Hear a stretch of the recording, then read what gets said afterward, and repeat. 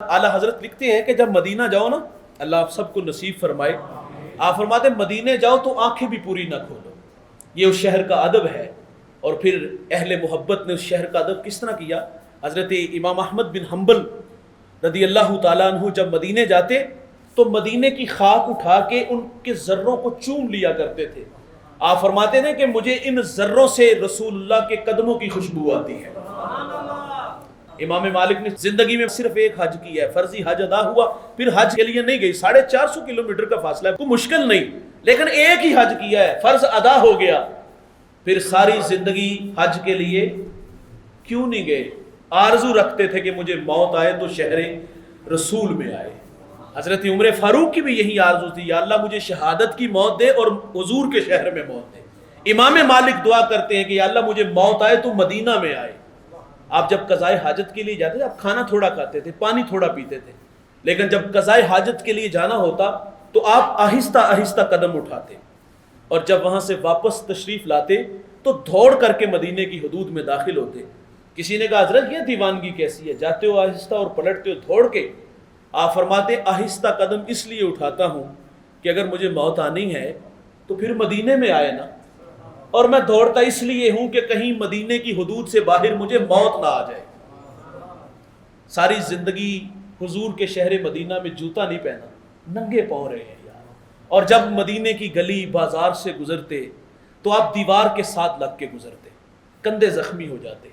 कहा हजरत हुजूर के शहर मदीना के गली बाजार इतने तंग सोड़े तो नहीं यार, दीवार से लग के गुजरते हो।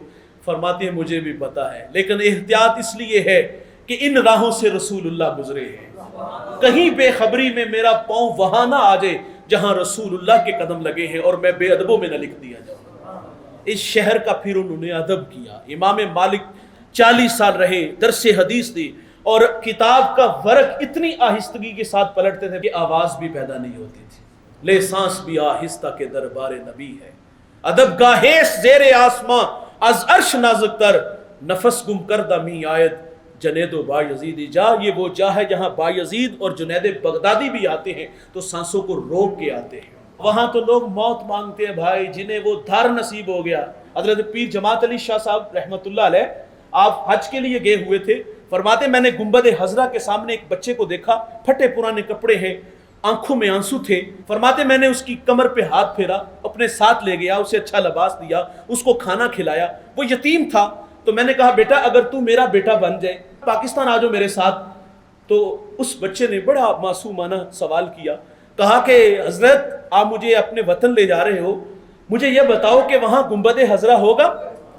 जब इतनी बात की तो पीर जमात अली शाह की आंखों में आंसू थे। रो के कहा अगर ये वहां होते तो मैं यहां क्यों आता, लेकिन साथ कहा कि मैं साल में एक दफा यहां आता हूं, तो मेरा वादा है मैं तुम्हें भी साथ ले आऊंगा। कहा हजरत आप 1 साल की कहानी सुना रहे हो, मैं तो एक लम्हा भी मोहम्मद अरबी के बगैर नहीं गुजार सकता। वहां की शाही आपको मुबारक, मुझे तो मोहम्मद अरबी के दर की गदाई चाहिए। और वहां तो एक लम्हा भी लोग हुजूर के बगैर नहीं गुजारते थे। जो वहां पहुंच के ये उनकी कैफियत है। और फिर भाईजान वहां बड़े बड़े शाह, बड़े बड़े जो बादशाह पहुंचे तो उनकी कैफियत क्या होती थी। गजनी से एक बादशाह चला, उसने शाही लिबास नहीं बल्कि गदाओं वाला लिबास पहना है, अपने कंधे पर मशक उठाई हुई है, और मदीने की गलियों में वो छिड़काव कर रहा है, लोगों को पानी पिला रहा है। उसकी रियाया के किसी बंदे ने देख करके कहा हजरत यहां गदाओं वाली, यहां फकीरों वाला हुलिया, और बादशाह होके कहा बादशाह गजनी का हूं, लेकिन मोहम्मद अरबी का दर का मैं गदा हूं, इस दर का मैं नौकर हूं। अल्लाह ताला से दुआ है कि अल्लाह मुझे आपको हुजूर की लाजवाल मोहब्बत से माला माल फरमाए।